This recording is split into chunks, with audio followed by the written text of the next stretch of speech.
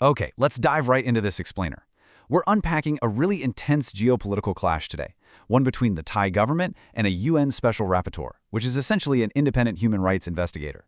Now, if you follow Southeast Asian geopolitics, you know border issues are already a powder keg. But this specific situation at Nong, right in Thailand's Sakeo province, it's completely flared up. We're looking at a massive debate over international law, national sovereignty, and historical memory. So we're going to break down exactly what's happening, what both sides are arguing, and why this actually matters on a global scale. To kick things off, just look at this massive figure, 650,000. That's the exact number of displaced persons cited by UN Special Rapporteur Thomas Andrews.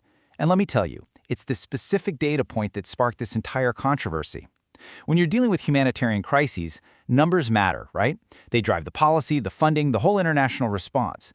But as we're about to see, how you actually define the people making up that number, well, that can lead to completely different conclusions about who they are and what they're entitled to.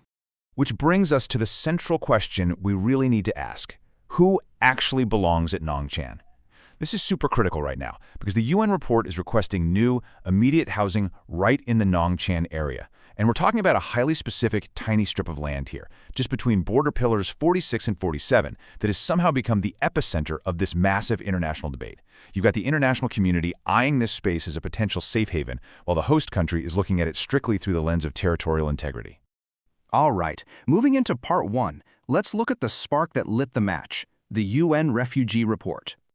So in a pretty stark August report following a visit to Cambodia, Thomas Andrews stood by that 650,000 figure, and he classified them as newly displaced from late last year. The report makes some heavy claims, too. It says over 20,000 people are unable to return home, and it couples that with accusations that Thai soldiers occupied or even destroyed villages.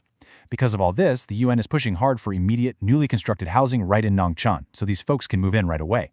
From the UN's perspective, this is an absolute urgent humanitarian imperative. Let's jump to part two, unpacking the $650,000 figure, because there's a major data discrepancy here. Okay, here is where the math really falls apart. On one side, the UN views these groups as newly displaced, internally displaced persons or IDPs from recent 2022 conflicts, but Thailand pushes back hard on that. They point out that a massive chunk of this number are actually people originating from humanitarian camps that were established 4 decades ago. So the Thai government asserts that the 650,000 figure is essentially padded with individuals who've been living in the area since the late 1970s. It's a fundamental disagreement, you see. Who counts as a victim of recent conflict versus who is a long-term, albeit unauthorized resident? To put that into perspective, the Thai military points to their own hard data from just before the 2022 skirmishes. They recorded only about 500 households, roughly 1,040 people, at Nong. So Thai authorities are asking a very pointed question. How does a population of roughly 1,000 suddenly balloon into hundreds of thousands in this specific context? Well, according to Thai authorities, this proves the UN's report is merging 2 entirely different eras of migration to inflate the urgency of the current situation. And that brings us to part 3, the history of Nong and decades of migration. To really understand Thailand's frustration, you have to go back in time a bit to the 1970s. Back then, Thailand opened Nong as a massive humanitarian haven, taking in tens of thousands fleeing war. But, as decades passed, those temporary camps quietly morphed into permanent unauthorized settlements on Thai soil. The Thai perspective is that these individuals should have returned home long ago when conditions improved, long before the new clashes erupted in late 2022, and obviously way before this latest UN report pushed for immediate resettlement based on those combined figures. Part 4. This is the core clash, human rights versus sovereignty. Now, for the UN, this is a matter of strict moral imperative. As Thomas Andrews stated, this is about human rights, not overlapping territories. From their standpoint, when homes are destroyed and people can't safely return, technicalities about borders just have to take a back seat to human dignity and the immediate need for shelter. They view the right to safety as paramount, absolutely crucial, regardless of the historical complexities of the land they're currently standing on. But as you can probably guess, Thailand sees it completely differently. They feel like their 40-year history of providing sanctuary is literally being weaponized against them.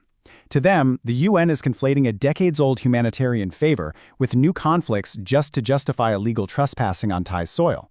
Yielding this territory now, especially under pressure from a report they believe is factually flawed, to the Thai government, that would be a massive breach of their national sovereignty. The source uses this really striking analogy that hits the nail on the head. Think of it like this. Imagine you let a friend pitch a tent in your backyard because they were going through a hard time, right? Decades pass. Then, one day, they announce their tent is broken and they demand to build a permanent concrete house in your yard, and they want the deed to the land, fully expecting to move in immediately. For Thai citizens and security agencies following this news, the UN's demands feel exactly like that scenario. Let's zoom out for Part 5, the geopolitical chessboard beyond the border.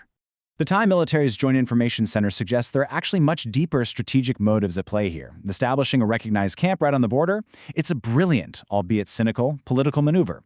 It draws in massive international aid budgets, and crucially, it uses these populations as leverage for drawing official territorial borders down the line.